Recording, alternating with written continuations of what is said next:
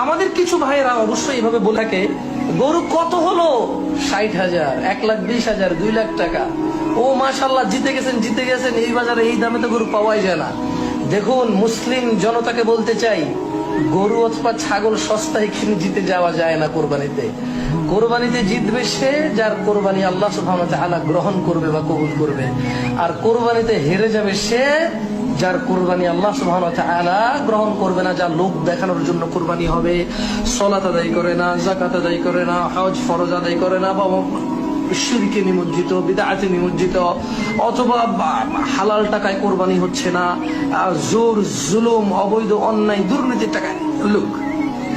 তাহলে আমি মনে হয় হালকা করে বুঝাতে পেরেছি আপনাদেরকে যে কোরবানির গরু কিনে যারা জিতে যায় তারা হয়তো গোশতে জিতে যায়, আর কোরবানি জিতে যাবে সে যে আল্লাহর জন্য গরু বাছাই করবে, আল্লাহর জন্য গরু জবাই করবে, আল্লাহর জন্য উৎসর্গ করবে।